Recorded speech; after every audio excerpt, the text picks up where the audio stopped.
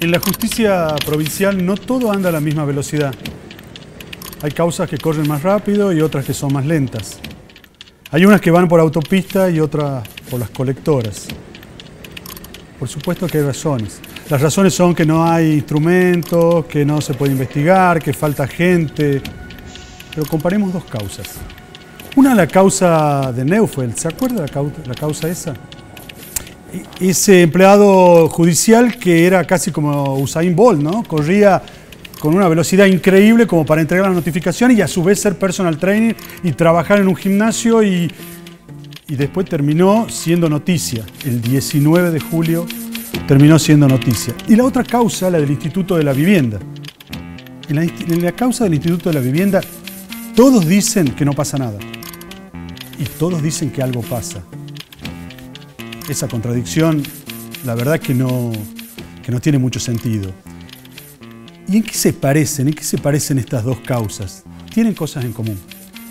Una de las cosas en común que tienen es la fiscal. Es exactamente la misma fiscal. Es la fiscal Adriana Giannoni. La otra coincidencia que tienen es que nos enteramos de los sucesos por la prensa. Se acuerda que salió publicada una nota en la Gaceta donde se contaba que era este caso Neufeld. Acá en este mismo estudio estuvo el ingeniero Durán, estuvieron contándonos que no pasaba nada y que también descubriendo que sí se mentía. Y eso fue el 12 de julio. Para mí las dos cosas son un escándalo. Pero una causa va por la autopista y la otra corre por la colectora. La causa de Neufeld es la que va por la autopista. La fiscal Giannoni actuó de oficio apenas salió la información. La causa del instituto va por la colectora. No pudo ver el programa tal vez, o no pudo haber leído la Gaceta en los días subsiguientes del programa, pero finalmente actuó también de oficio. En la causa de Neufeld pidió muchos datos, expedientes, informaciones. Ya van declarando 4 personas que tal vez ya no tengan la posibilidad de que ella tome una decisión sobre ese caso. En el caso del Instituto de la Vivienda solo se tomó declaraciones a Elías de Pérez. Y se pidió mucha información también. Pero nada más. No se lo citó a declarar a Durán, interventor del Instituto de la Vivienda, para que ratifique que no pasa nada. O para que explique por qué favoreció en algún momento, o ayudó, o firmó de alguna manera algo que era el otorgamiento a una firma, obras, a una firma que era de su cuñado. Durán no se acuerda bien si lo había hecho o no lo había hecho, si esto era ético, si no era ético. El Código Penal, en el artículo 3, creo que es el artículo 265, en ese artículo hasta le da 6 años de prisión a aquellas personas que favorezcan a alguien que tenga consanguinidad o que tengan algún parentesco. La ley 4537 dice que no se puede favorecer a parientes sin excusarse antes. La fiscal tampoco citó a Barrio Nuevo. Barrio Nuevo nos mintió en la cara acá. La fiscal tampoco lo citó a Cerda. Cerda, un arquitecto que dijo haber sido coimeado, a quien él dijo que le habían pedido una coima.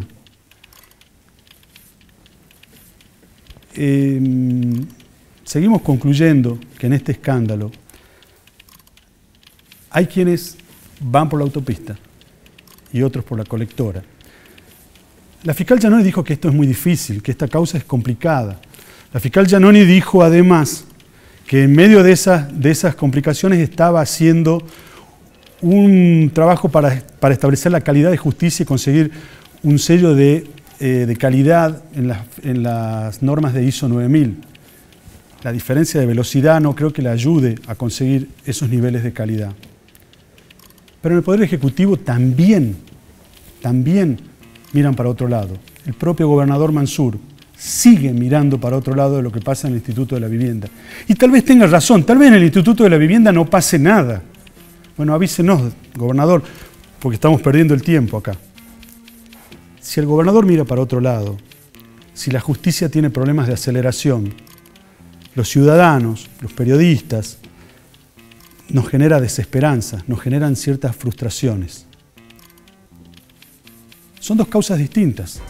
En una se habla de coima, ahí están los empresarios que no terminan de saber muy bien qué pasan y dicen claramente las cosas. Y en la otra hay un escándalo que solamente atañe a la justicia. Lo que no deberían ser es tener velocidades diferentes, más aún cuando es una misma fiscal la que está manejándolo. Pero por suerte hoy, hay un hecho que nos devuelve felicidad, hay un hecho que nos devuelve alegría. Hay un señor, hay un profesor, ese señor, que ha recibido la visita de sus alumnos. Ese señor es Víctor Elías. Ese señor está cumpliendo 80 años. A ese señor lo vinieron a ver un premio Nobel. A ese señor lo vino a ver alumnos tucumanos que hoy se destacan a nivel internacional por ser grandes economistas. Yo creo que por ese señor deberíamos ponernos de pie. Ponernos de pie porque es un gran tucumano. Y usted también póngase de pie, levántese de la cama un segundo, levántese de la silla, apláudalo. Es un gran tucumano y sus alumnos vinieron a decirle gracias en el cumpleaños 80 de Víctor Elías.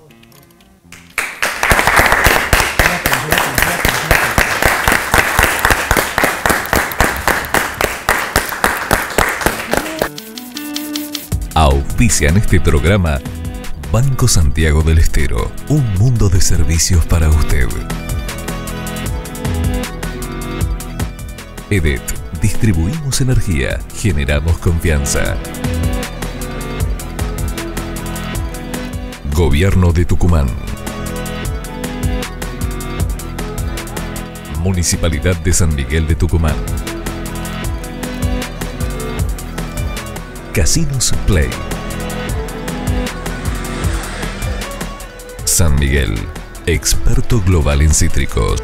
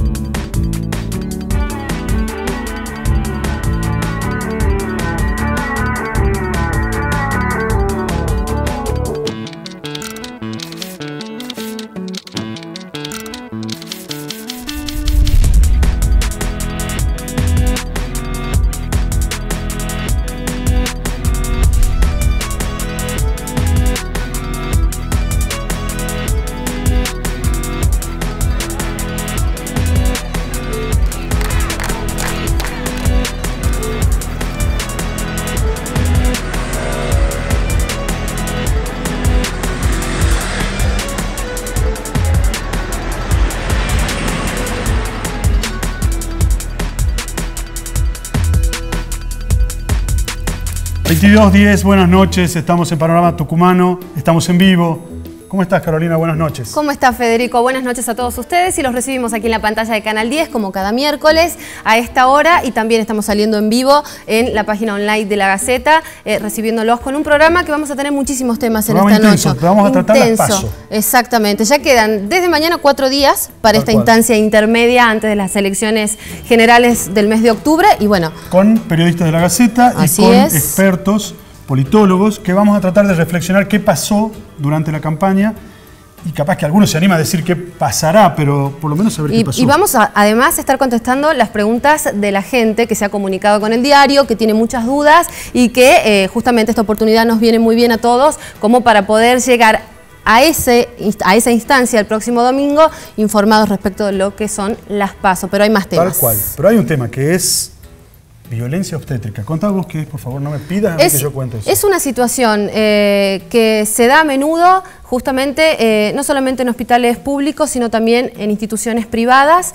y es una violencia, un tipo de violencia de género. Nosotros lo que vamos a hacer esta noche es presentarles el caso de distintas mujeres que han sufrido y que han atravesado por esta situación, y además presentar la palabra de autoridades y referentes que van a estar hablando de este tema también con nosotros. Vamos a tener además periodista de La Gaceta que nos va a decir cómo forma Atlético, cómo forma San Martín, cómo van a ser los equipos para lo que viene. Y además la presencia de un experto periodista de La Gaceta como Guillermo Monti, que vamos a hablar de un tema candente en los últimos días, que explotó en las redes sociales, que es ¿cuál?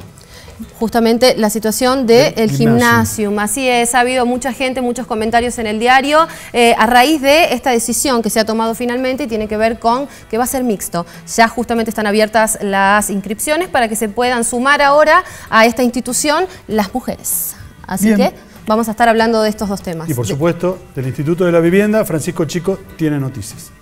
Vamos a hacer eso. Vamos a los pasos. Empecemos. ¿Con quién arrancamos esta noche? Bueno, estamos y nos acompañan en estos momentos dos destacados politólogos que justamente hemos invitado esta noche para que conversen con nosotros. Ellos son Julio Picabea y Luis Caravan. Así es. Sí. Y estamos también con los estamos con dos periodistas de La Gaceta, una persona que ya vino hablando de las PASO y como Gabriela Baigorri y el jefe de política de La Gaceta, Fernando Stanich. ¿Cómo están? Buenas noches. Buenas noches. Bueno, los saludamos Empecemos a todos. Con la dama. Así es. Gaby, ¿cómo fueron las PASO, las campañas estas de las PASO? ¿Qué te llamó la atención? ¿Fue una campaña normal? ¿Fue incómoda? ¿Qué viste en estos días? Creo que fue una campaña muy agresiva y muy basada en la descalificación personal, más que en la exposición de proyectos, ¿no? Si preguntan por ahí cuáles son los principales proyectos de algunos de los candidatos o precandidatos, realmente creo que no podría responderlos de todos, ¿no? Por otro lado, creo que también ha sido una campaña incómoda tanto para los oficialistas provinciales como para la oposición, ¿no? Porque ahora tienen un signo político diferente en el gobierno nacional y creo que eso también ha influido, ¿no? Están incómodos de alguna manera. Vos hablabas de una campaña conflictiva, de denuncias en ambos lados, ¿en qué sentido? Sí. Y veo también, hay muchas denuncias, sobre todo de dirigentes. Veo que la campaña ha estado muy basada en los dirigentes y veo a la gente más apática, ¿no? Por ejemplo, en la Fiscalía Federal, que tiene competencia electoral, las denuncias han sido todas de dirigentes, no de gente que ha visto irregularidades. Y está abierta esa posibilidad también para los ciudadanos. Sí, claro, pueden hacerlo por diferentes vías, hay un Twitter, un teléfono, pueden acercarse a la Fiscalía también, que va a tener una guardia inclusive entre las 8 y las 18 del domingo. Claro, preguntémosle a los politólogos, ¿hay apatía? ¿Hay violencia? ¿Qué vieron ustedes? Julio, a ver, empezá que bueno, Federico, primero que nada, buenas noches. Soy abogado, no politólogo. Sos un experto en política. Bueno, analista. Estoy haciendo una maestría en políticas públicas actualmente. A ver, yo creo que lo que yo observo dos cosas. Por un lado, que las PASO no tienen hoy funcionalidad. Es decir, no están cumpliendo con el fin para el cual fueron pensadas. Originariamente, cuando se pensaron las PASO, lo que se buscaba era democratizar las elecciones internas de los partidos políticos, dándole participación no tan solo a los afiliados, sino también a los no afiliados, y lograr una mayor transparencia y un mayor control en la etapa de fiscalización, ya que está interviniendo el Estado. Creo que actualmente no se está cumpliendo la finalidad, ya que los diferentes candidatos optan, en vez de competir en las PASO, optan por armar su propio partido político, y esto se debe a la facilidad que hay para constituir un partido político. Bien. Y cerrando la idea, creo que esta falta de funcionalidad de las PASO se debe a la crisis que están atravesando los partidos políticos, el sistema tradicional de partidos políticos, que es un fenómeno que está dándose no solamente en la Argentina, sino en todo el mundo occidental. Por un lado veo eso y por otro lado observo de parte de la ciudadanía, una ciudadanía que no tiene mucho interés en participar en las PASO porque desconoce qué son las PASO y porque no sabe qué es lo que se vota actualmente. ¿Hay propuestas justamente para que los ciudadanos se interesen o por lo menos el mensaje de los políticos les llegue de alguna manera? ¿Qué vieron ustedes en estos días de...? Mira, yo creo que hay que distinguir dos cosas aquí. Por un lado, lo que dentro del gran conjunto de la sociedad civil, por un lado tenemos lo que se llama el Círculo Rojo, que está conformado por todas aquellas personas que están vinculadas al mundo político, y por otro lado tenemos el resto de la sociedad civil. En el gran conjunto de la sociedad civil yo creo que es muy difícil que haya un voto por propuestas. ¿Por qué? Porque para el gran conjunto de la sociedad civil la política no representa algo trascendental, no ocupa un lugar preponderante, la gente vota por otros móviles. A diferencia del Círculo Rojo, donde sí se vota por un móvil político, por un móvil ideológico, o por algo vinculado a la cuestión política. ¿Y cuáles son esos elementos o esas motivaciones que mueven a la población, ¿no? Luis o cualquiera de los dos. Hagamos hablar a Luis. Sí, en ese caso a mí, a diferencia de acá de Julio, de mi colega, yo creo que las PASO han sido y constituyen una herramienta muy importante. ¿En qué sentido? Primero creo que entiendo que si se me permite la analogía futbolera, aunque no soy muy partidario de los deportes, pero escucho acá de Atlético de San Martín, me parece que este domingo lo primero que hay es una definición, digamos, de un partido en un primer tiempo que se va a terminar definiendo en octubre. Y en eso ahí sí me parece que hay ciertas cuestiones a tener en cuenta, porque yo creo que tenemos un electorado que muchas veces se lo subestima y es un electorado bastante sofisticado y más de lo que se cree. ¿En qué sentido? A partir de los resultados de este domingo, muy probablemente haya una nueva lectura del electorado y decida cambiar o modificar su voto. Y eso es algo que ya se ha visto y que ha sido muy importante, al menos, por ejemplo, en la provincia de Buenos Aires, con el resultado de las últimas PASO, y también la última elección presidencial, en donde hubo cambios. Por ejemplo, en el resultado en la elección de Macri, parte del electorado de la Sota, que se suponía que debía votar dentro del mismo esquema que formaba parte con Massa, es un electorado que se termina yendo hacia Macri y en ese punto define. Por eso es que yo creo que me parece que es un esquema súper importante o positivo, al menos perfectible, como cualquier sistema. Digo, o sea, hay muchas cosas para mejorar, pero en una primera instancia, votar nunca es malo. Digo, en ese sentido me parece que votar es positivo. Gracias, Luis. Fernando, ¿qué viste estos días? Vi una campaña bipolar, me parece. Bipolar. Me parece los protagonistas de la campaña fueron pasando de la euforia a la desazón, a la zozobra, a la incertidumbre. Y me parece que eso fue marcando el ritmo de la campaña. O sea, fue una montaña rusa. Subían hasta la cresta, hasta la punta, y de repente bajaban. Y bajaban muy fuerte. Le pasó a Cambiemos antes de que el Frente Justicialista mostrara sus cartas con las que iba a jugar definitivamente. Estaban extasiados, muy felices, confiados, y de repente, cuando cambiaron y se mostraron las cartas en el Frente Justicialista, entraron en una suerte de incertidumbre, de miedo, de temor, de no saber cómo manejarse. Y después le pasó lo mismo al Frente Justicialista. Cuando comenzaron a llegar Macri, los ministros, y la campaña tomó otro tenor, comenzaron ellos a sentirse también con un poco de incertidumbre. Bueno, a partir de ahora, ¿cómo impacta esto en el electorado? ¿Cómo nos afecta? Entonces me parece que eso fue marcando el ritmo de la campaña. La incertidumbre, el miedo, la felicidad que sentían. Uno hablaba con dirigentes de Cambiemos después de las visitas que recibieron, de los mensajes de ministros nacionales. Fueron visitas fuertes, ¿no? Muy fuertes, muy fuertes. El presidente, el jefe de gabinete, la ministra Bullrich. El jefe de gabinete, el ministro de Transporte también, que sale mañana hablando y respondiendo al gobernador. Es decir, mucha presencia nacional que fue haciendo que la campaña tuviera un golpe por golpe, ¿no? Y que le extrañó de alguna manera tal vez el peronismo, ¿no? Estaba acostumbrado a eso.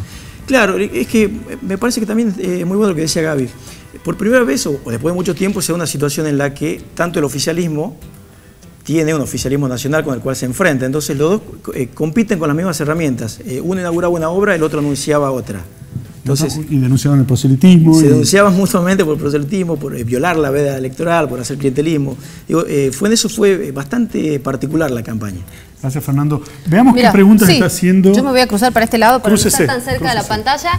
La gente, porque como decíamos al principio, también hemos pedido a todos ustedes que se comuniquen porque está la posibilidad de que puedan tener estas respuestas acá con los especialistas. Fernando Palavecino mandó una pregunta. ¿Por qué un vicegobernador en funciones puede postularse a diputado si ya está en su función de vicegobernador o quiere tener doble sueldo?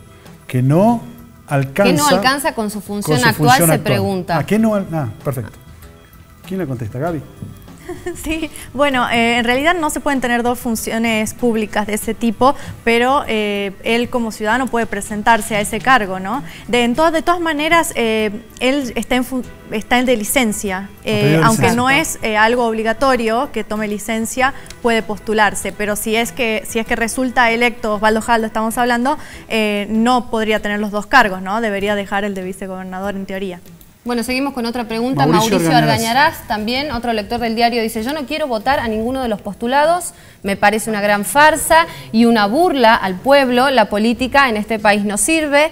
El día que me digan que ejercen un cargo político ad honorem, que me inviten a votar, dice este lector. ¿Por qué no se legaliza el derecho a la voluntad de votar o no? ¿Por qué obligan a la gente a perjudicarse sola? Yo debo cumplir mi obligación de voto. ¿Y por qué los funcionarios no cumplen jamás la obligación de gobernar y para el pueblo? A ver, vamos a darnos vuelta y preguntarle a los especialistas también. Sí, me parece que más que una pregunta hay una expresión, un cierto enojo que se puede leer, digo, en buena parte de la sociedad. A mí lo que me pareció, por ejemplo, particular de esta campaña, que un poco lo habíamos charlado con Fernando, a mí me parece que es una campaña bastante típica para Tucumán. Típica. Digo, en donde ninguno de los dos mayores candidatos ha arriesgado demasiado, han seguido dentro del mismo esquema, si se quiere. Tampoco había mucho para arriesgar. Sí. Yo sí creo que había... Perdón. Sí, dale. Creo que sí tienen para arriesgar. Hay algunos jugadores, digamos, por seguir en la analogía, me parece que hay algunos jugadores que sí tienen mucho y que arriesgan un montón. Y hay otros que temen por ahí jugar demasiado fuerte porque tienen mucho para perder. ¿Y qué estarían especulando justamente con este tipo de movimiento? Me parece que están especulando, digamos, lo que están pensando en la estrategia es 2019. Básicamente, entonces, hay determinados candidatos que tienen mucho para ganar y hay otros que tienen mucho para perder de acuerdo a los movimientos que hagan. Digo, eso por un lado. Pero, bien. Julio, ¿le querés decir algo a Mauricio? Sí, yo lo entiendo a Mauricio. Creo que la gente tiene mucho desconocimiento con respecto a qué son las PASO y qué es lo que se vota ahora. Y bueno, esa es la fiel expresión de un ciudadano. Sin embargo, ¿qué sentís cuando ves un ciudadano así? Es un ciudadano enojado, hay desilusión, hay falla política. ¿Es el común de los ciudadanos, este tipo de personas enojadas? Sí, el gran porcentaje de la ciudad, como te decía recién, para un gran porcentaje de la sociedad civil, la política no ocupa un lugar trascendental. Es una falacia pensar que el ciudadano todo el tiempo habla de política. Al ciudadano común le interesan los deportes, la familia, el trabajo, los amigos, la educación de sus hijos, y la política ocupa un lugar secundario. ¿La política no se ocupa de la familia, los chicos, del deporte? Sí. Hoy creo que el gran desafío, déjame terminar la idea, el gran desafío de los dirigentes políticos hoy es cómo lograr insertar el mensaje político en la conversación cotidiana de los ciudadanos. Y una estrategia es, por ejemplo, apelando a cuestiones que no son políticas.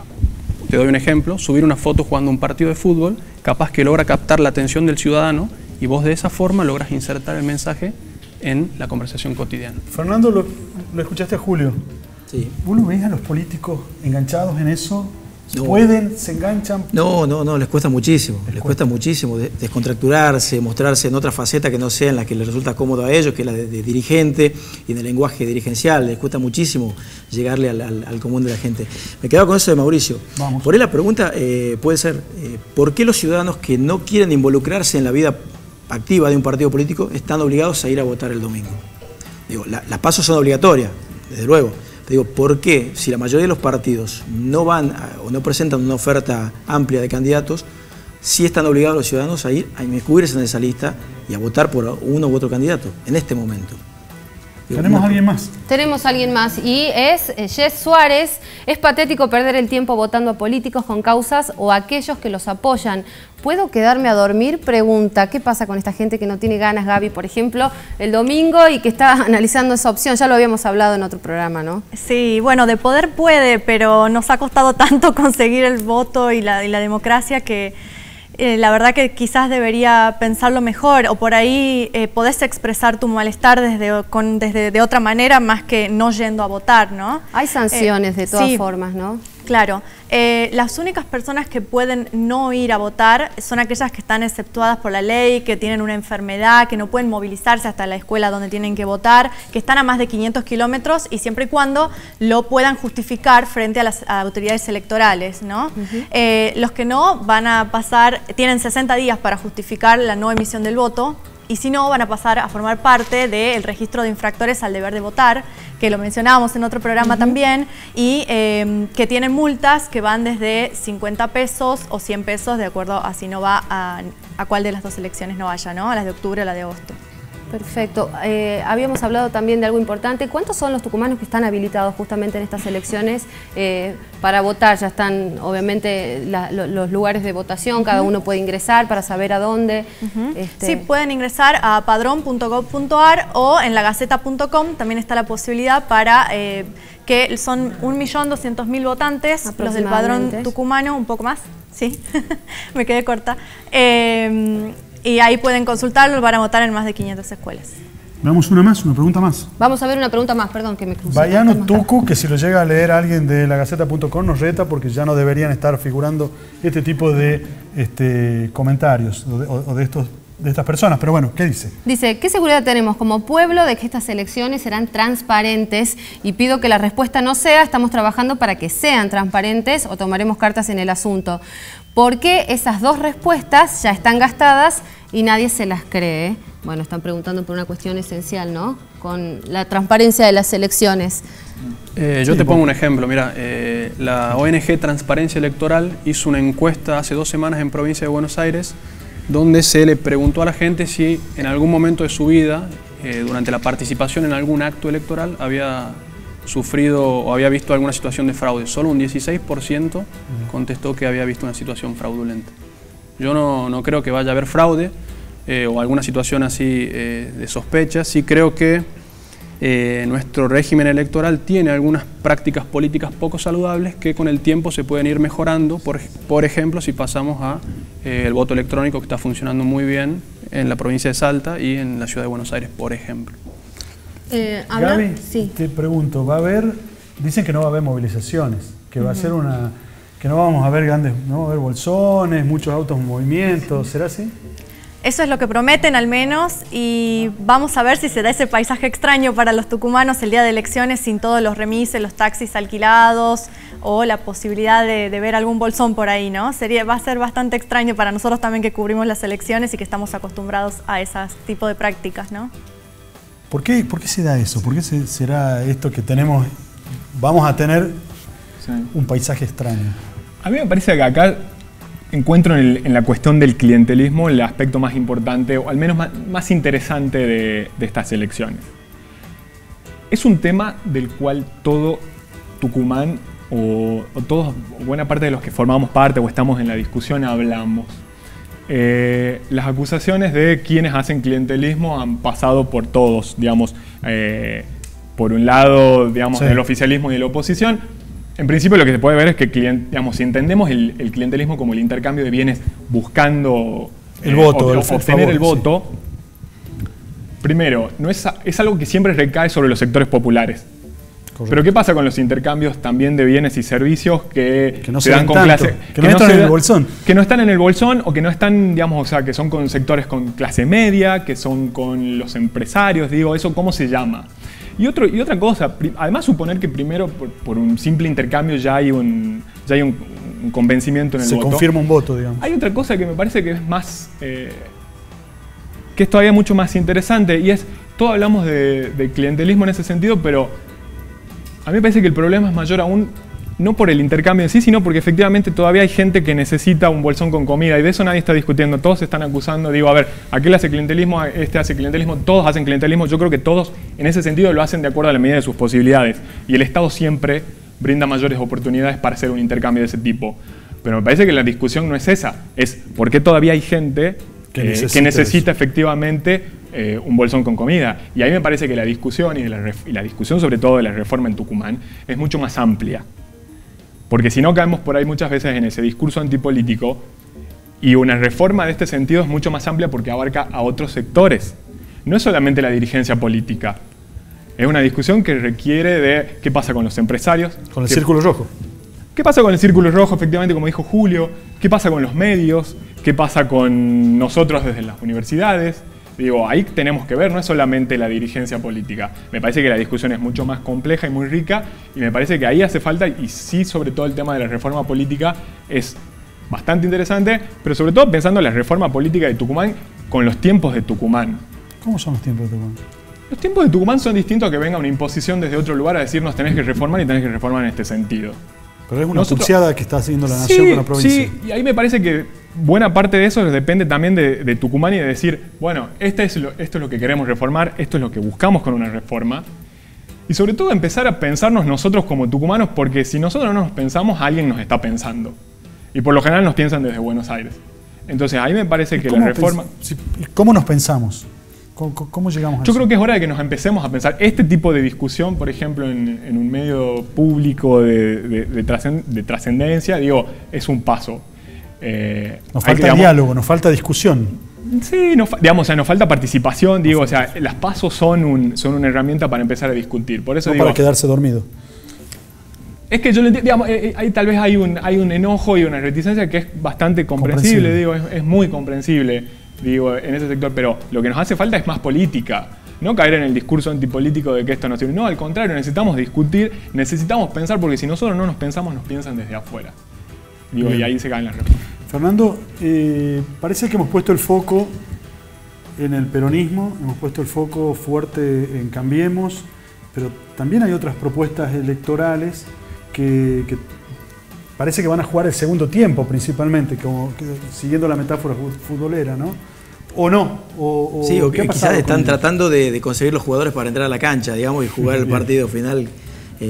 Sí, hay otras expresiones, está el Frente Justicialista y está Cambiemos, que son las fuerzas que a priori van a disputar realmente el poder, pero de ahí hay otras 5 agrupaciones que están presentando postulantes y que necesitan superar el 1,5% de los votos válidos que se emitan el domingo para poder disputar el partido final, que es en octubre.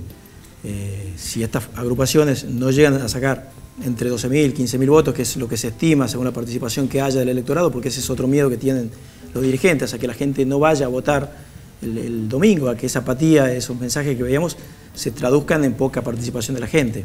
Entonces, el mensaje es que la gente vaya a votar el domingo y que lo haga de una manera positiva, es decir, votando por alguna de las agrupaciones para que, por la que sea de su preferencia, que pueda presentar los candidatos después en octubre.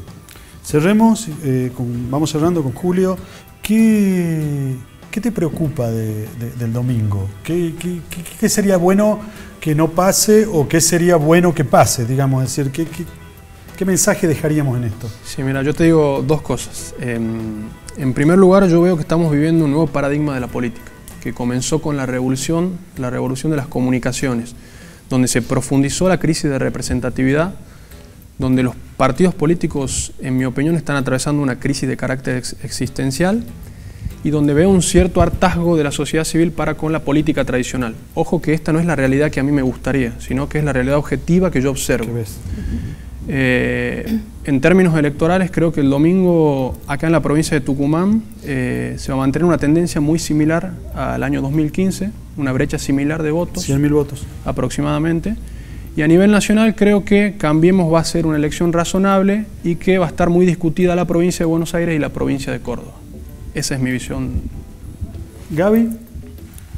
Yo lo que espero es que sea una jornada de paz, ¿no? Y que la gente vaya a votar, que se exprese en las urnas su enojo o lo que fuere, pero lo haga ejerciendo ese deber y ese derecho, ¿no? Y que los dirigentes bajen un poco el tono, aunque sabemos que no va a pasar, pero bueno, que respetan la veda y que... Sí, que sea todo en paz, sí. Luis. Lo más importante es que vamos a votar de vuelta y eso, después de bastantes años, digamos, habla de una consolidación. De una madurez. Hablo de una madurez, a pesar de todas las dificultades que tuvimos en la provincia y que tuvo Argentina. Hay mucho para seguir discutiendo y me parece que hay mucho para mejorar, pero celebro que este domingo vayamos a votar. Gracias, Luis. Gracias. Cerremos, Fernando. Me parece que la oportunidad que tenemos los tucumanos de mostrar que lo de 2015 no es lo que somos y que podemos votar de una manera civilizada y que la dirigencia va a estar a la altura de lo que se le exige y la responsabilidad que tienen ellos. Nada más.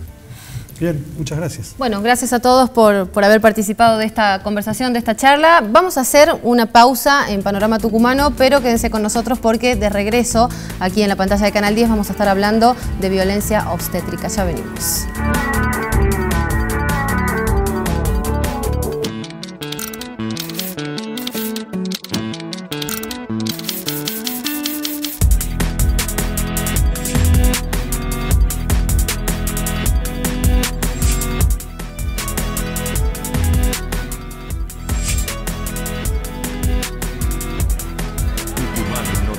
Viendo las acciones que se están llevando adelante en este barrio. Después de mucho tiempo están cumpliendo el sueño de tener un techo propio. Ellos han tenido la posibilidad a través del gobierno de la provincia tener su escritura. Estos pequeños emprendimientos van mejorando la calidad de vida de toda la familia. Hay gente que apuesta a vivir mejor. Estos son los grandes desafíos que hay hacia adelante. Gobierno de Tucumán. En el Grupo Telecom seguimos invirtiendo en la mejor tecnología para transformar la experiencia de conectividad de las personas. Destinamos 40.000 millones de pesos en redes y sistemas para unir a los argentinos, con conexiones fijas y móviles, de voz, datos e internet en todo el país. Grupo Telecom.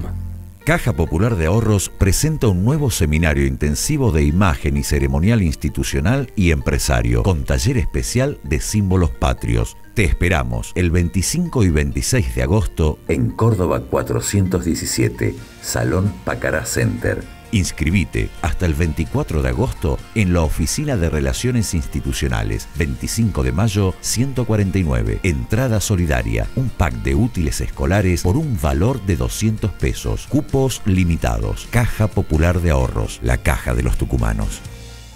Seamos los que tienen kilómetros de historias para contar. Seamos viajeros. Aprovecha cuotas con tus tarjetas de crédito Grupo Macro y planifica tu próximo destino. Conoce nuestra sección web para viajeros con consejos, tips y mucho más para tu viaje. Consulta bases y condiciones en beneficiosacanomas.com.ar. Banco Tucumán. Grupo Macro.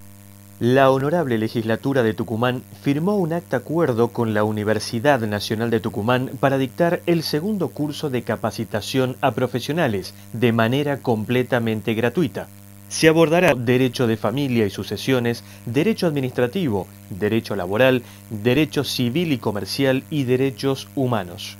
La capacitación permitirá que jóvenes profesionales tomen contacto real y directo con quienes dirigen los procesos judiciales.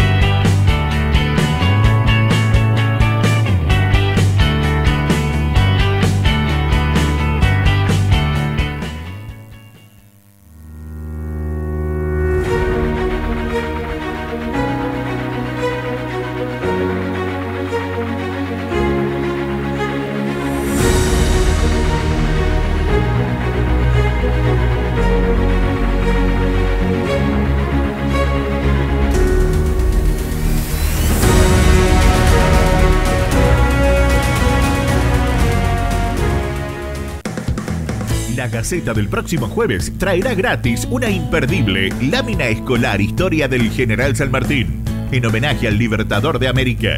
Una edición imperdible con textos e imágenes de los hechos más relevantes y sus destacadas batallas para la liberación de América. Reserva tu ejemplar este jueves gratis con La Gaceta. Sí, es verdad, lo dice La Gaceta.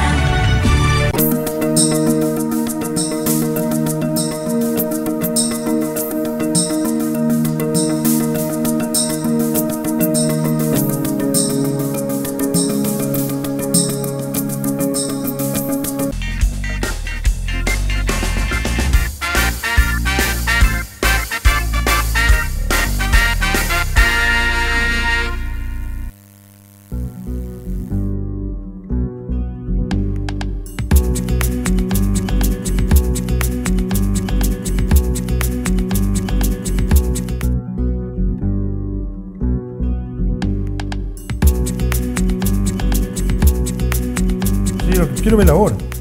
22:40, estamos en vivo, estamos en La Gaceta, estamos en Panorama Tucumano. Acabamos de salir de un bloque donde hemos conversado sobre qué pasaba con las PASO, votación que vamos a tener el próximo domingo. Y nos dejaron la sensación de la necesidad de que transcurran en paz, que transcurran tranquilamente, que cada uno pueda ejercer sus derechos con mucha libertad. Nos dejaron el aviso, periodistas y expertos en política, de que la jornada es un primer tiempo. Falta el segundo tiempo, que es en octubre, pero que va a haber algunas necesidades, algunas exigencias a cumplir por parte de los candidatos y de los que están postulándose. Y de que hay un nuevo paradigma. Hay un nuevo paradigma en la política que los políticos todavía no están pudiendo interpretarlo, pero que ya la sociedad los está viviendo. Y se vienen más temas, porque vamos a conocer cuáles van a ser las formaciones de Atlético y de San Martín, porque vamos a hablar un poco de este nuevo gimnasium que se viene, un colegio universitario acostumbrado a tener solamente varones y que va a tener mujeres. Porque también lo tenemos a Francisco Chico acá en el estudio para que nos cuente novedades sobre todos los líos que aparecen y van y vienen del Instituto de la Vivienda. Y vos tenés un tema especial. Así es, bueno, algo de lo que adelantábamos hace un ratito en el bloque anterior, hablábamos de la violencia obstétrica. ¿Y qué es la violencia obstétrica? Es una forma de violencia de género que ocurre por lo general en las instancias del embarazo de la mujer, en la instancia del preparto, del parto y del posparto, y que se manifiesta de distintas maneras. Muchas veces, y esta situación se ha naturalizado porque justamente se han registrado algunas denuncias, de hecho se pueden realizar denuncias, ya vamos a decirles bien dónde, pero por parte del personal médico. No solamente, o sea, es un maltrato. Es un maltrato. Vamos a ver en este informe que les vamos a presentar a continuación cuáles son las particularidades y en qué caso efectivamente se ejerce o no violencia obstétrica. Hay una ley. Hay una ley, hay distintas leyes justamente que están regulando esta situación. Por un lado, y las que deben regular es la ley de parto humanizado y además otra ley en donde están determinadas cuáles son las obligaciones y de qué manera se deben respetar esos derechos y cuáles son los derechos de las madres embarazadas. Pero vamos a mostrar el informe con detalles.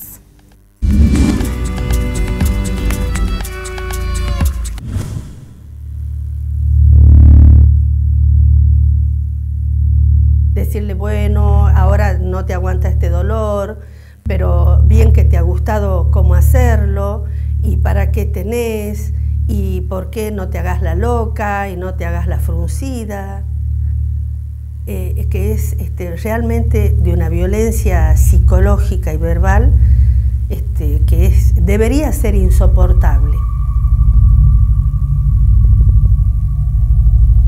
De hecho, cuando yo fui a hacer la denuncia, que también la hice en el sanatorio, me dijeron que ellos no la conocían a la ley y que se quería ese tipo de parto que vaya a otro lugar, como si ellos no fuesen parte del país.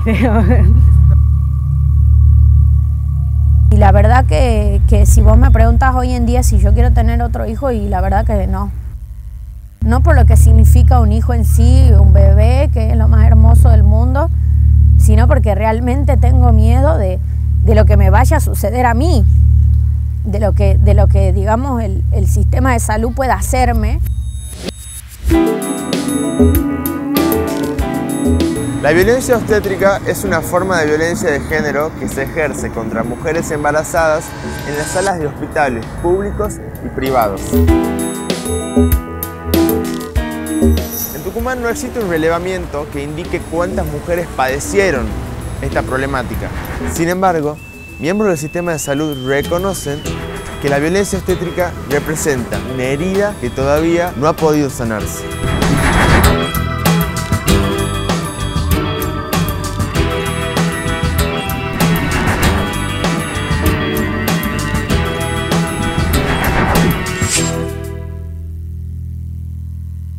Violencia obstétrica, por ejemplo, es cuando te dicen de que no hay infraestructura, digamos, en los sanatorios para recibir un acompañante, y en realidad dentro de sala de parto te encontrás con un sinnúmero de profesionales totalmente desconocidos para vos y tu acompañante está excluido. Y bueno, una partera me hace tacto rápido y me dice, bueno, falta como máximo 1 hora, lo manda a mi pareja a hacer trámites y me deja a mí sola. No veía nada de lo que me estaban haciendo. En ese momento mi hermano no había pasado conmigo a cirugía. Y yo le decía que yo no iba a ir porque yo quería estar con el papá de mi bebé, que quería estar ahí con él. Y entonces me dicen, no, que las reglas del sanatorio son que vos no podés estar con tu marido, tenés que estar sola porque es un quirófano, no sé qué. Me pone suero, supuestamente sin oxitocina, porque yo había hablado con mi médico que no quería eso. Me dijo, no, esto no tiene nada, cuando yo veía en el suero decía oxitocina. La partera se sube sobre mi panza, la empuja, hace una maniobra que ahora está desrecomendada por la Organización Mundial de la Salud. Y en el momento vi que una se sacaba la zapatilla, o no sé lo que tenía puesto en los pies, se sacó, se subía encima en la camilla, y se subía encima mío y me empujaba la panza, me empujaba un montón la panza. La enfermera de hecho se me subió encima porque se ve que el bebé no salía, entonces la misma que estaba detrás mío me empujaba así la panza. ¿Te golpearon? No me acuerdo en ese momento, pero tenía toda la espalda moretoneada, que mi mamá me sacó fotos de la espalda morada y todo esto rasguñado tenía. Vi, escuché palabras a veces groseras de partes de personal allá en los inicios de mis formaciones, pero esto se fue cambiando totalmente. Es un gran éxito tener los partos institucionalizados, pero con eso no nos alcanza. Se capacita permanentemente para evitar los temas de violencia y se capacita sobre todo, más que nada, no vamos a tener violencia si nosotros empezamos a cumplir con los lemas de maternidades seguras, centradas en la familia. Se dan las dos cosas, la demanda, personal insuficiente, personal no capacitado en este tipo de, digamos, temática. ¿Se ejerce hoy violencia obstétrica? Sí, sí dije yo que estamos preparándolos nosotros a todos y cuando recibimos no hay tampoco un ente que digamos cómo se sabe, cómo se cuantifica la violencia. En un momento apareció un médico, no me saludó ni nada, me dijo que tenía que empezar a colaborar porque si no mi hija se iba a morir.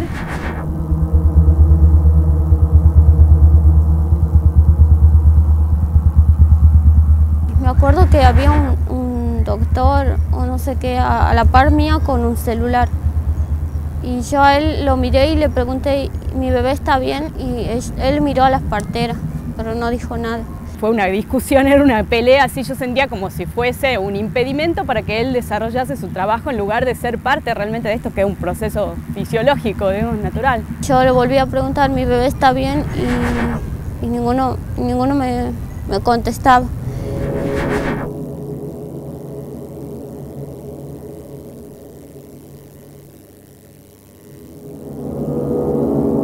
Se me tiraba encima, me apretaba y ahí salió el bebé. Y la ley lo que contempla es que el bebé no debe ser separado de la madre en ese momento, en el momento que nace. Eso también interrumpe a lo que va a ser la lactancia después por el desapego que tienen en esa primera hora de vida. Después la enfermera me lo trajo, me lo mostró así, bueno, lo tenemos que llevar y se lo llevaron. Nunca me lo hicieron conocer al bebé en ese momento, no lo conocí, nunca lo llevaron para que lo vea. Y de ahí no lo volví a ver hasta 10 horas después. Lo conocí cuando lo enterraron recién. Nació el sábado y lo conocí el martes cuando lo enterraron. Mi hermano fue conmigo y a él le hicieron cambiarlo y nunca le dijeron que el bebé estaba muerto. Mi hermano pensó que el bebé estaba durmiendo. Nunca me explicaron por qué murió, por qué falleció. Nunca me dieron una razón, no nada. La Ley Nacional de Parto Humanizado establece que la embarazada tiene derecho a atravesar el parto acompañada por cualquier persona a elección. A pesar de eso, según un estudio a nivel nacional, 4 de cada 10 mujeres dan a luz solas. Elegir el lugar y la forma en la que va a transitar su trabajo de parto y la vía de nacimiento. Pero 4 de cada 10 mujeres no pueden moverse libremente durante el trabajo de parto. Ser informadas sobre las intervenciones médicas que se realicen durante el proceso de nacimiento, con una participación activa. Sin embargo, 7 de cada 10 mujeres desconocen las prácticas que le realizaron a sus bebés al momento del nacimiento. Decidí hacer la denuncia, la hice ante el INADI, ante la Defensoría del Pueblo y ante el mismo sanatorio. Y fue algo que me costó bastante hacer porque por ejemplo el asesor del INADI que me recibió la denuncia me decía, bueno, pero esto no es violencia de género, tuve que yo convencerlo de eso. Siento que no hay nadie que esté, o sea, el sistema no está preparado para atender a un ser humano que está dando a luz a otro ser humano. El Estado no lo reconoce como un problema. Y creo que por temor, y muchas veces por ignorancia, y otras tantas por la soberbia médica, es que no se lo pone sobre la mesa. No quiero tener otro hijo. Tengo miedo. 2 reflexiones de personas que fueron entrevistadas y que soportaron esta violencia obstétrica, que de alguna manera nos está replanteando otra forma de trato, otra forma de relacionarnos con el embarazo. Y justamente lo que es importante y que hay que reflexionar es que hay leyes detrás de todo esto y que no se están cumpliendo, o por lo menos si se las conoce no se las respeta como mínimo.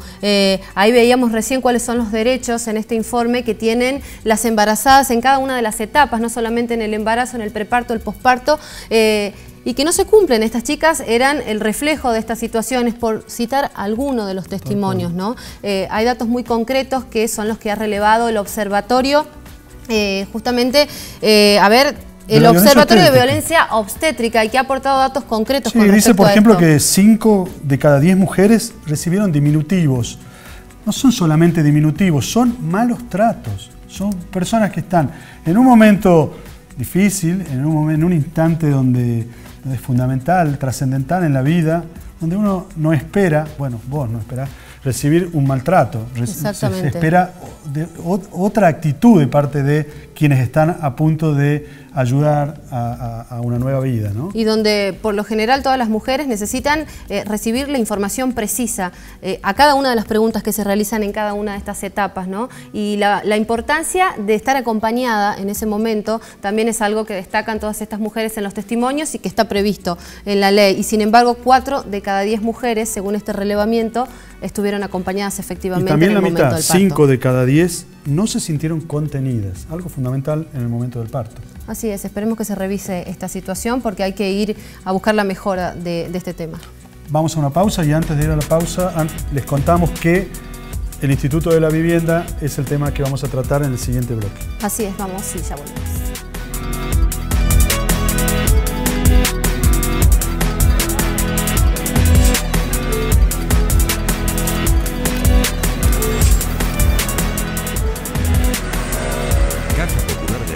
Presenta un nuevo seminario intensivo de imagen y ceremonial institucional y empresario, con taller especial de símbolos patrios. Te esperamos el 25 y 26 de agosto en Córdoba 417, Salón Pacará Center. Inscribite hasta el 24 de agosto en la Oficina de Relaciones Institucionales, 25 de mayo 149. Entrada solidaria, un pack de útiles escolares por un valor de 200 pesos. Cupos limitados. Caja Popular de Ahorros, la caja de los tucumanos.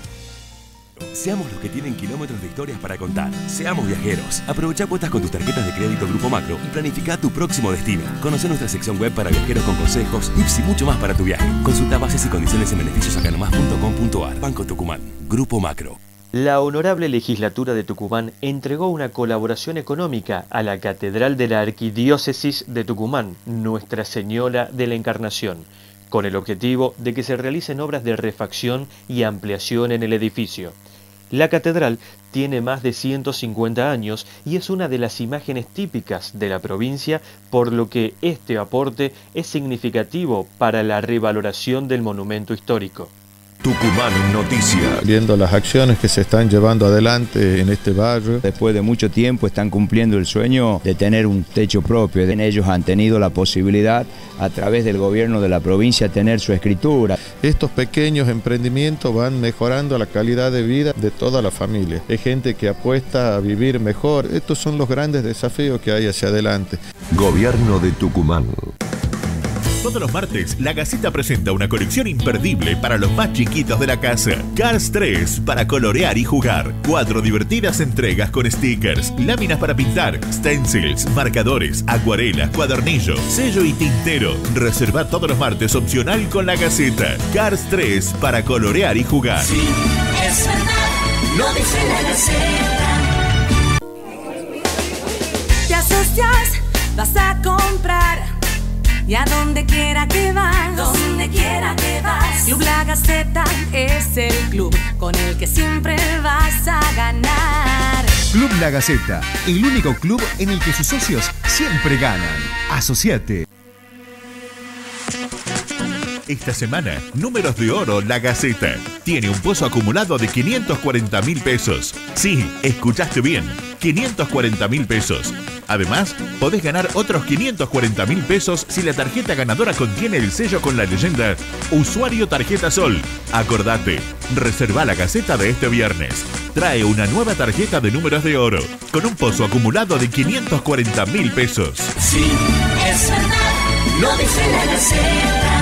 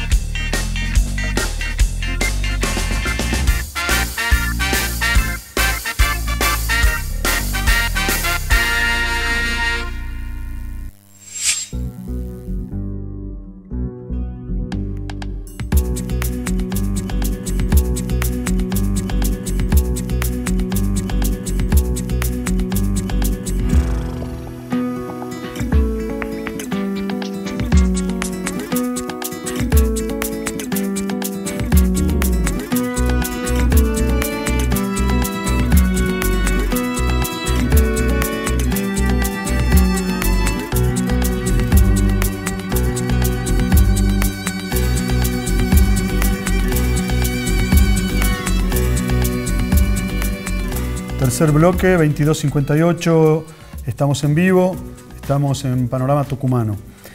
Este bloque no tiene nada que ver con lo que habíamos previsto durante los días anteriores. Había invitados que decidieron no venir. Tienen muchas justificaciones y después lo vamos a hablar, pero lo interesante es que veamos hasta dónde hemos llegado y qué es lo que ha pasado con el afer, con las irregularidades, con el todo está bien del Instituto de la Vivienda. Veamos primero ese pequeño informe.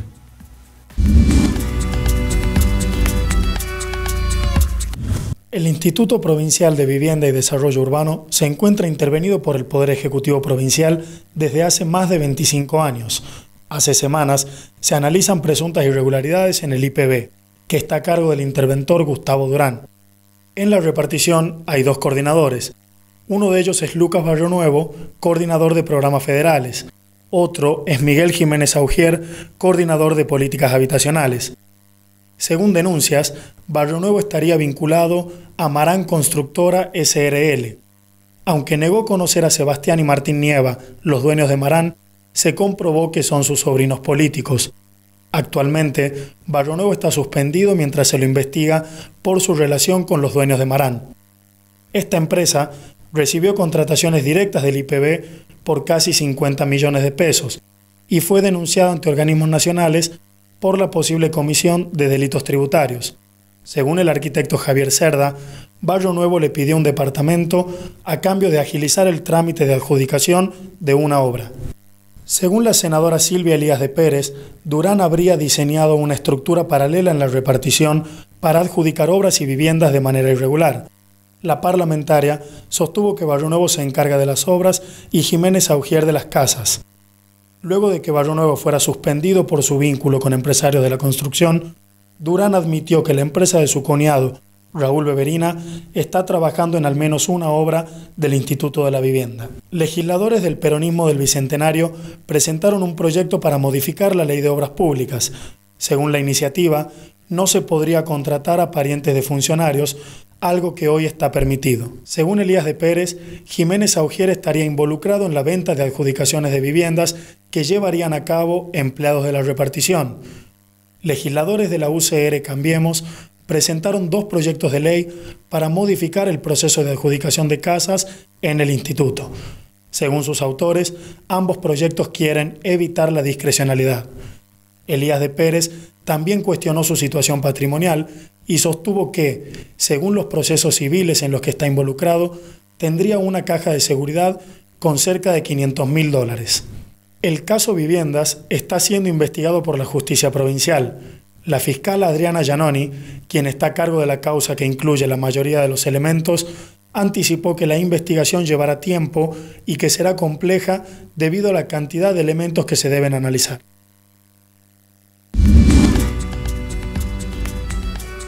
Una causa compleja, una causa difícil. La fiscal Giannoni parece que va a llevar mucho tiempo poder dilucidar qué es lo que está pasando en el Instituto de la Vivienda.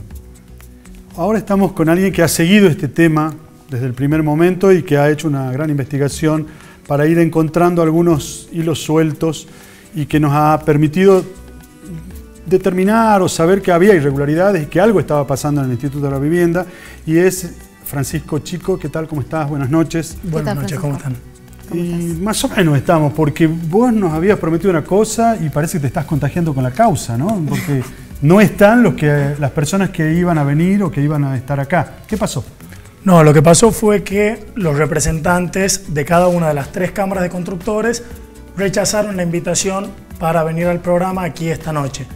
Nosotros invitamos a las 3 cámaras. ¿Cuáles son? La Cámara Tucumana de Constructores, la Cámara Argentina de Constructores y la Cámara de Constructores Privados.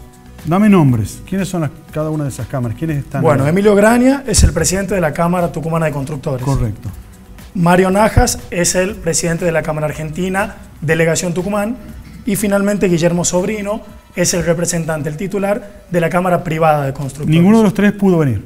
Ninguno de los 3 pudo venir. ¿Por qué? ¿Qué pasó? Nosotros nos comunicamos con ellos entre viernes y sábado.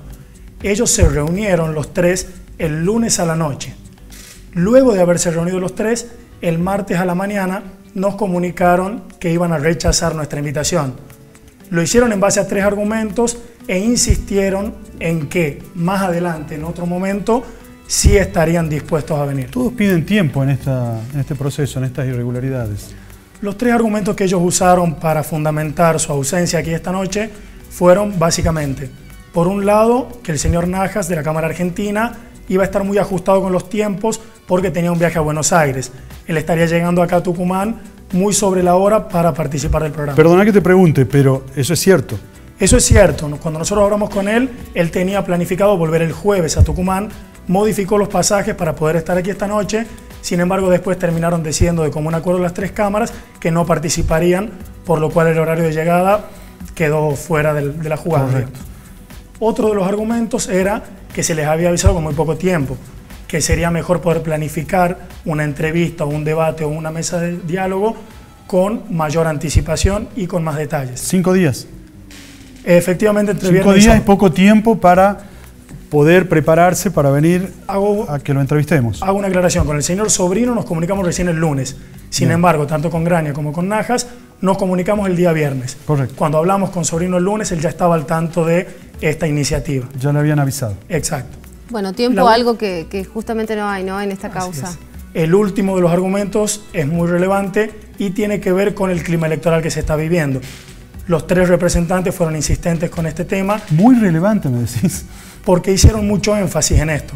Nos dijeron que no querían estar en el programa en la semana previa a las elecciones porque ellos consideraban que cualquier cosa que digan en el clima electoral que se vive podía llegar a ser malinterpretada y podía implicar que se los asocie a la política. Bueno, una opinión... Y las respuestas a esta invitación que había me hecho parece para absolutamente que no tiene nada que ver. Queríamos saber qué pasaba en el Instituto de la Vivienda, por qué en el Instituto de la Vivienda se habla de irregularidades, por qué hay un arquitecto que dice que le pidieron coima, por qué hay un funcionario suspendido. Y actores de esto son los empresarios y queríamos saber qué pensaban. Y si todo lo que estábamos diciendo o todo lo que se ha ido mostrando en pantalla era cierto, si era cierto, alguna opinión tienen que tener los principales actores que son los empresarios. Y si no es cierto, bueno, por lo menos desmentirnos que lo que estamos diciendo no es así. Y lo que es importante conocer también y de lo que se quiere saber es respecto de cómo está actuando la Fiscalía a cargo de la doctora Adriana Giannoni. Por eso vamos a presentarles a continuación las declaraciones de la doctora en base, bueno, a cómo está trabajando con las denuncias que fueron presentadas y el material que tiene a disposición de esta causa. Veamos. Esta investigación se inició cuando yo estaba de turno, de oficio, a través de, por exposiciones y denuncias que había hecho la senadora nacional en un programa de televisión. Nosotros tomamos el guante y empezamos la investigación de oficio. Nosotros le comentamos lo limitados que estábamos en este tipo de investigación dentro del Ministerio Público, acerca de que no tenemos equipos adecuados. Recién se están organizando todos los equipos que nos permita, a través del ESIF, que es una creación del año pasado, que nos permita investigar una causa con tantos ribetes y con tanta complejidad como es dentro de todo, y uno va abriendo ventanas en todo esto, la obra pública.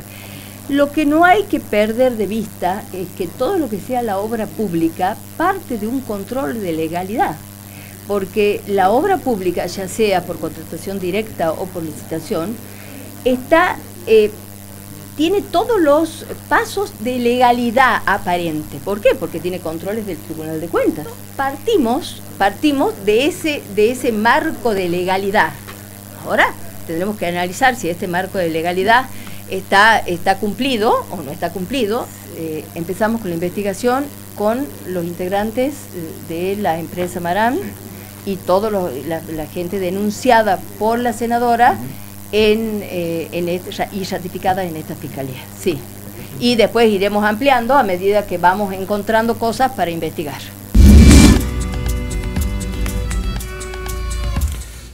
Bueno, las declaraciones de la fiscal, pero yo me quedé pensando, ¿qué tienen que ver las elecciones con las irregularidades o con las cosas que funcionan tan bien en el Instituto de la Vivienda? No entiendo. Los empresarios indudablemente están pidiendo tiempo, como también están pidiendo tiempo algunos funcionarios. Francisco, contame qué pasaron estos días. Bueno, la verdad es que podemos decir que en el Instituto de la Vivienda la situación es tensa. ¿Tensa? Sí, esto fue lo que nos contó esta mañana alguien que trabaja en el instituto. Estuvimos reunidos compartiendo una charla y lo que nos decía es que el nerviosismo que sienten los trabajadores es alguien que trabaja en el instituto. Efectivamente, así es. ¿Por qué te reuniste con esa gente? Porque quería contarnos algunas cosas. De hecho, nosotros fuimos incluso con la cámara, estábamos a disposición para algún tipo de declaración pública. Sin embargo, finalmente terminó decidiendo mantener reservada su identidad y no hacerlo públicamente ahora. Me imagino que debe haber sentido parte de este temor que nos manifestó que se vive dentro del instituto. Incluso llegó a contarnos que muchos de los trabajadores de la repartición recibieron indicaciones de sus superiores de que tengan cuidado y sean precavidos con lo que manifiestan por teléfono, ya que temían que puedan estar intervenidos. Intervenidos los teléfonos, pero el fiscal todavía no ha hecho nada de eso.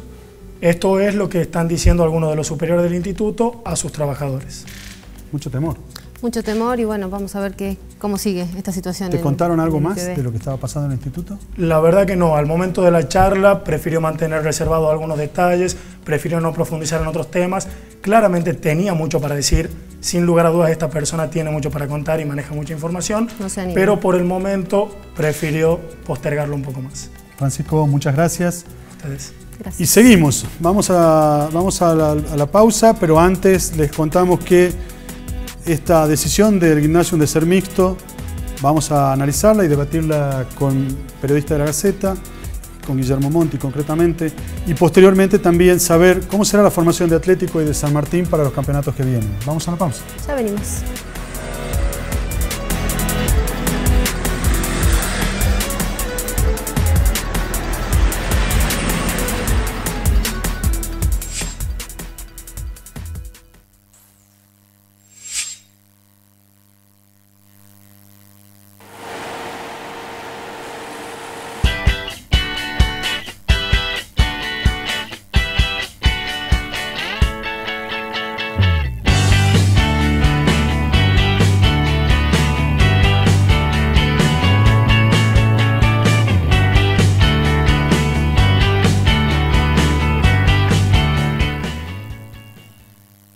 Poder Legislativo de Tucumán fomenta la concientización sobre cuidados del medio ambiente.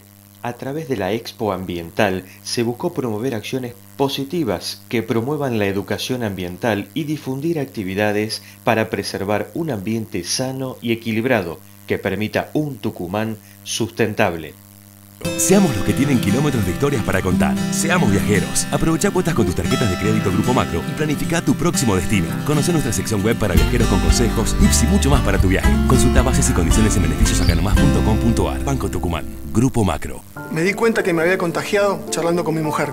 Yo ya sabía que algo no estaba bien. Hasta ese momento era ingeniero de alimentos, pero descubrí que mi vocación estaba en el arte. Pintar me cambió la vida. Empecé a sentirme feliz. Por eso quiero contagiar al resto para que se anime a soñar. Hacer Contagia. Conoce más casos y contanos el tuyo ingresando a nuestra fanpage Hacer Contagia. La Gaceta del próximo jueves traerá gratis una imperdible lámina escolar Historia del General San Martín, en homenaje al Libertador de América. Una edición imperdible con textos e imágenes de los hechos más relevantes y sus destacadas batallas para la liberación de América.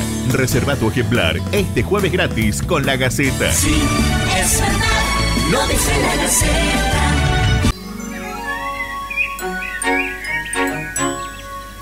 Si los lunes y domingos La Gaceta compras, una tarjeta vos tendrás. Si además la de los martes también te llevas, son 2 tarjetas las que obtendrás. Solo un formulario tenés que llenar. Si me lo pedís yo te lo voy a entregar, para ganar y ganar en este club donde siempre ganas.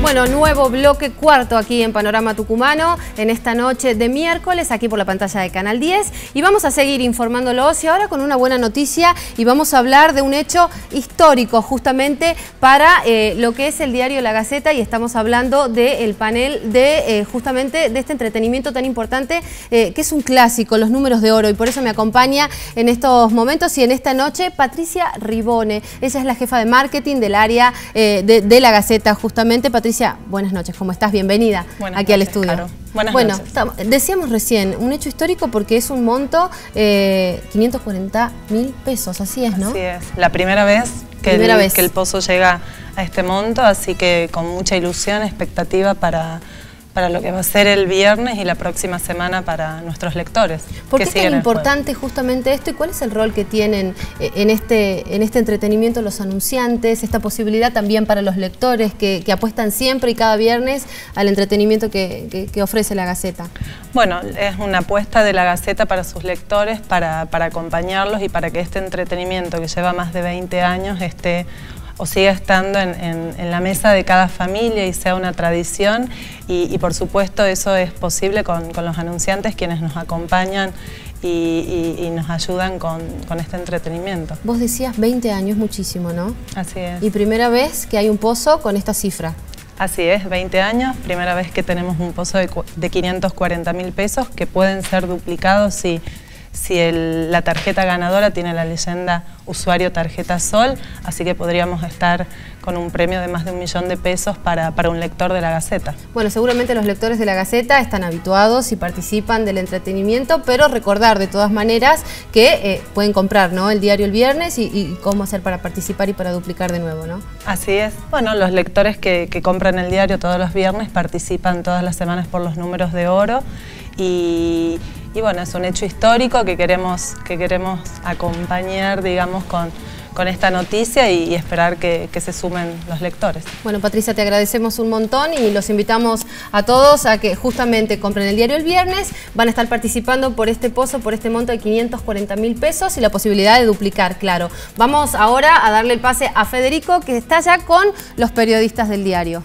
Estamos con Guillermo Monti, estamos con Nico Iriarte y con Gustavo Rodríguez, pero antes les cuento que tuvimos un mensaje de la fiscal Adriana Giannoni. nos llamó y nos dijo, mañana a las 9, tiene que ir a declarar el arquitecto Cerda. El arquitecto Cerda dijo en una carta al director de la Gaceta que le habían pedido un departamento para agilizar un trámite en una obra que él iba a realizar con el Instituto de la Vivienda. Muchas gracias, fiscal, realmente muy amable de que se haya comunicado y que la audiencia pueda saber que esta causa está en movimiento. Guillermo, buenas noches, ¿cómo estás? ¿Qué tal? Buenas noches. El gimnasio parece que va a ser mixto después de muchas idas y vueltas. En el Consejo Superior de la Universidad Nacional de Tucumán se trató el tema y contame, ¿qué pasó ahí? Decían que no tenía cintura política el Consejo Superior de la Universidad. Anoche trabajó a todo ritmo, sorprendió porque no estaba en el orden del día el tratamiento de este tema. Surgió a partir de una consejera de la Facultad de Derecho la posibilidad de esta votación y por unanimidad se aprobó esta resolución. ¿Por unanimidad? Exactamente, que en el acto quedó determinada y que básicamente dice que las escuelas experimentales de la universidad tienen la obligación de aceptar varones y mujeres. Punto. Ahí estamos viendo las imágenes del gimnasium, donde los chicos y algún sector docente no estaba tan de acuerdo con esta resolución que ha tomado el instituto, ya estoy yo loco con el tema, que había tomado el Consejo Superior. Primero, Federico, importante, dale. ¿Por qué tanto lío con el gimnasio? ¿Por qué tanta repercusión? Tanto explosión mediática por un colegio? Era el último que quedaba. Con todos los problemas que tiene la educación de Tucumán.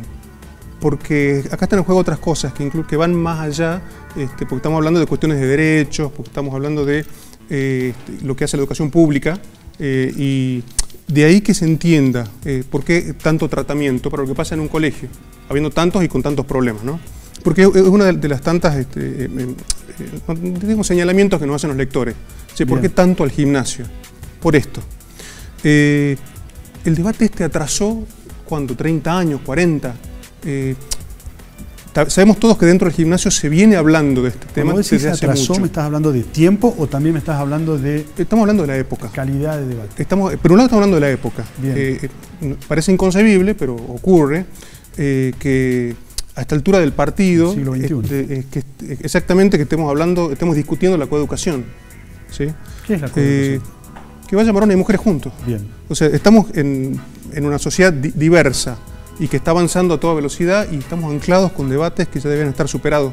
Es la sensación que tenemos todos. Bien. Pero también está el tema de la calidad del debate que se produjo. Porque si nos podemos ver, se formó primero una especie de Boca River, a favor o en contra. ¿Sí? Pero en el que poco a poco, o rápidamente mejor dicho, la comunidad gimnasista se abroqueló sobre sí misma, porque fue prácticamente unánime el consenso general por fuera del colegio a que lo lógico era que se acepte la coeducación.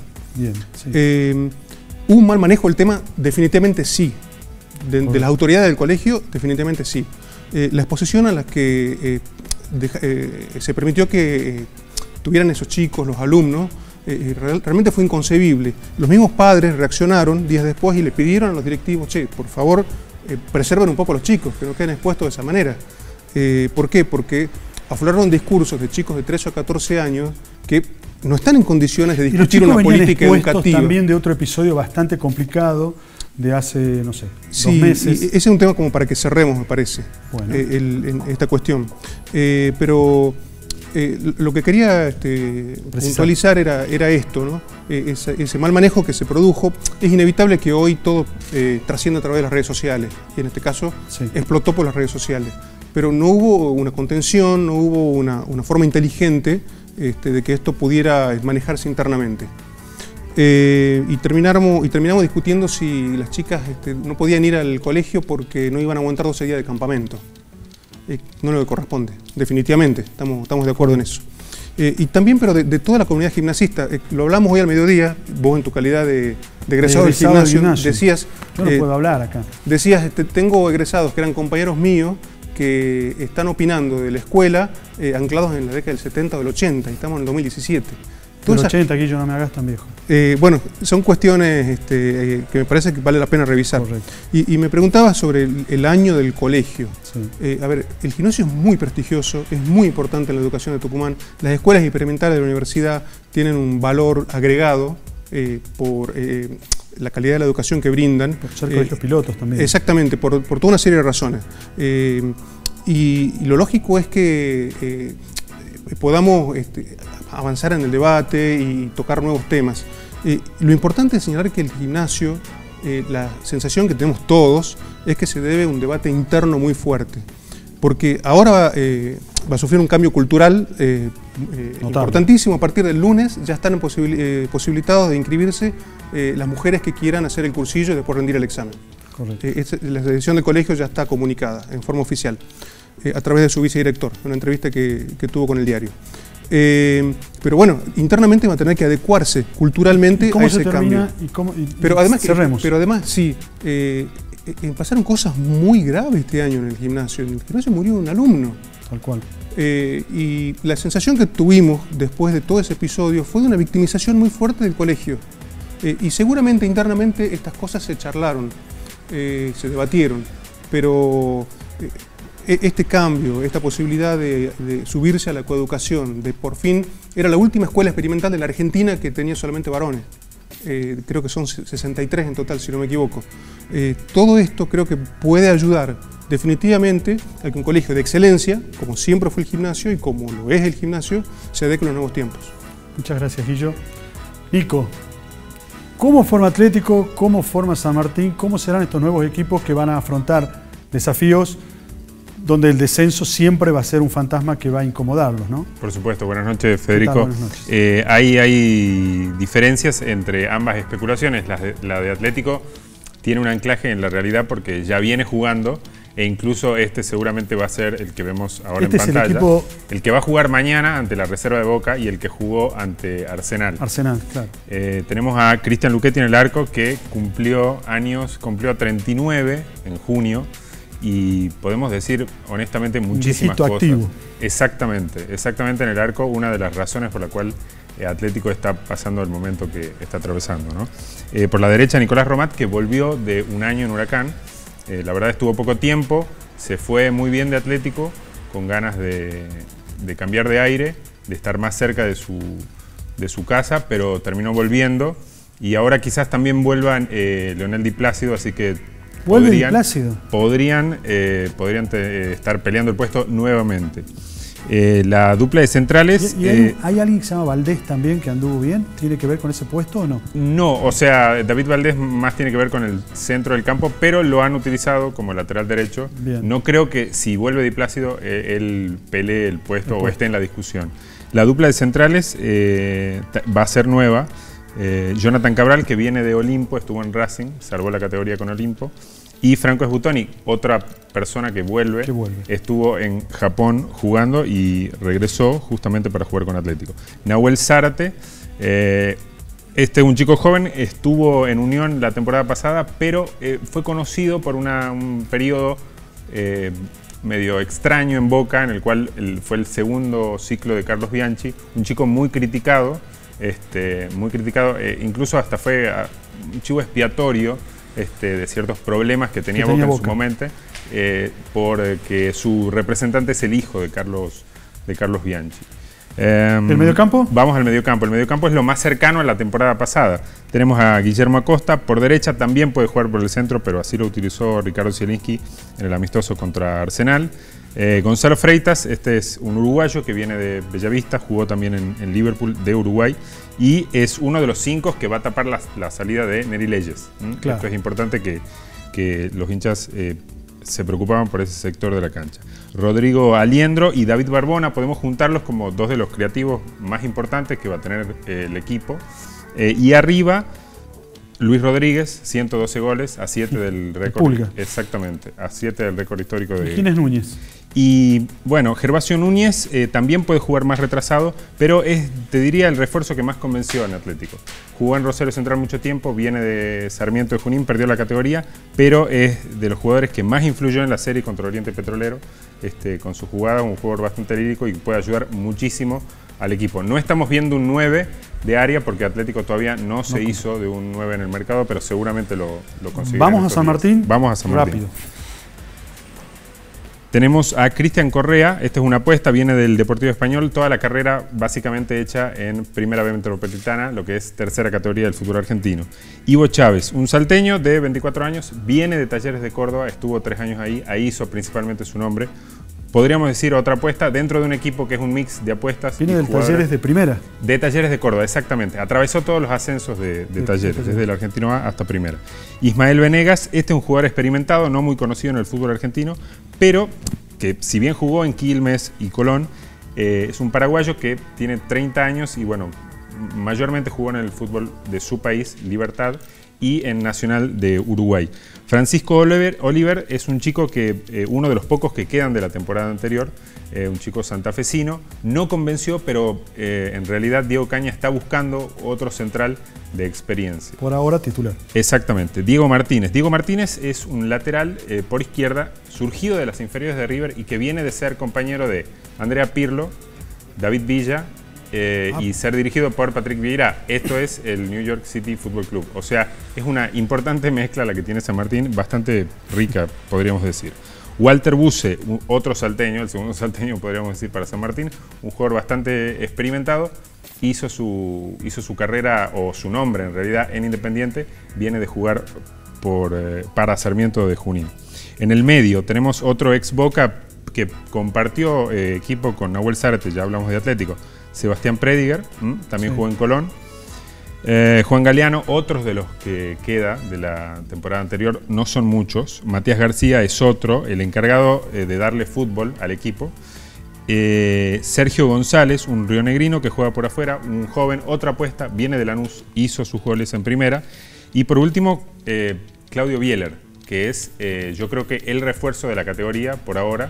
Y si me apuras también te digo de algunos clubes de Primera, porque viene de jugar en Belgrano de Córdoba, así que es, como decíamos, una interesante mezcla. Y esto sí es especulación pura, son jugadores que algunos ni han entrenado, así que cuando empiece la pretemporada y sea el primer amistoso, quizás veamos un equipo como... Bien, muchas gracias, Nico. De nada.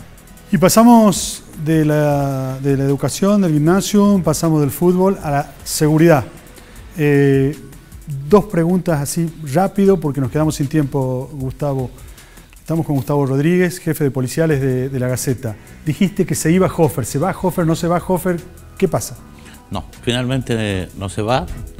Consiguió el respaldo que necesitaba. Tiene a su favor que en los próximos días, gracias a una importante inversión del gobierno de la provincia, contará con nuevas unidades, motos, bicicletas, camionetas, cuatriciclos para mejorar aún más la prevención. ¿Y cuándo vamos a ver todo eso? El año que viene. El año que viene. Gustavo, nos quedamos sin tiempo. Muchísimas gracias. Dice Gustavo Rodríguez que no se va el secretario de Seguridad por Hofer.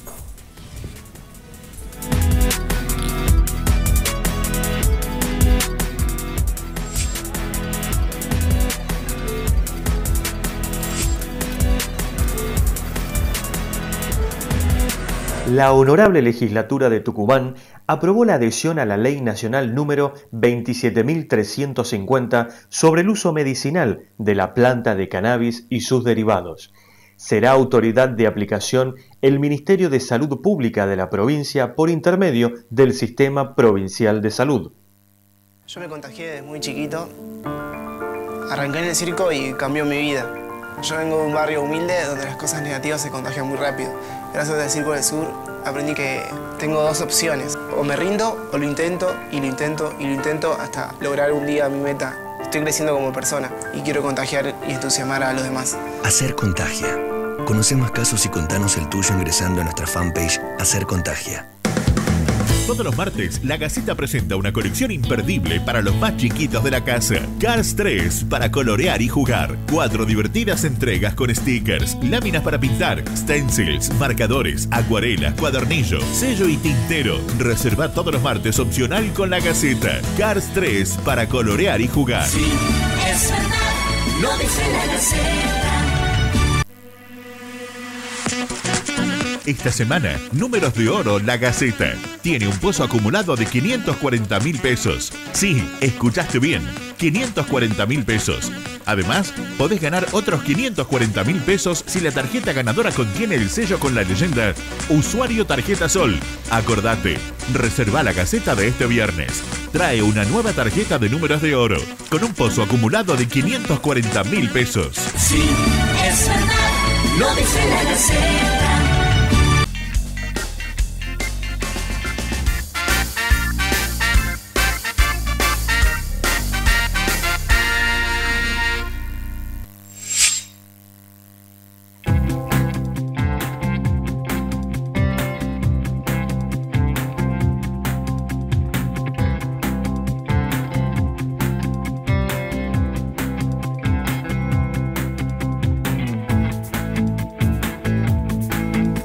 Cuando termina Panorama Tucumano nos quedamos pensando de qué sirvió, si fue útil, si tuvo alguna repercusión, y vemos al otro día qué quedó o qué pasó con el programa.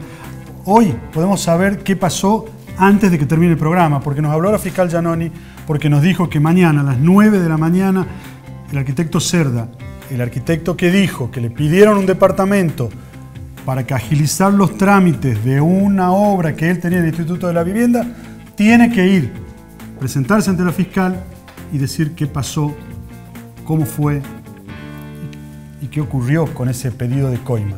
Nos estamos yendo, Carolina. Nos estamos yendo, pero bueno, antes recordarles, el domingo son las elecciones, las PASO y bueno, como siempre, la Gaceta va a estar cubriendo minuto a minuto lo que pasa y en este caso en particular con una cobertura muy especial, ¿no? Una cobertura especial. No nos vamos a ver...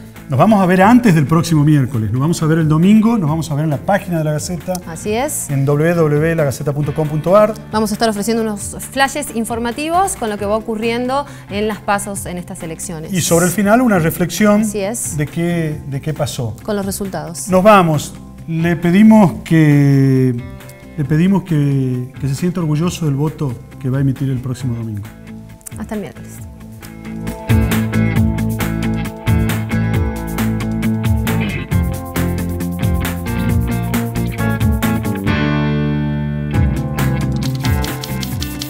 Auspiciaron este programa Banco Santiago del Estero, un mundo de servicios para usted. EDET, distribuimos energía, generamos confianza. Gobierno de Tucumán. Municipalidad de San Miguel de Tucumán. Casinos Play. San Miguel, experto global en cítricos.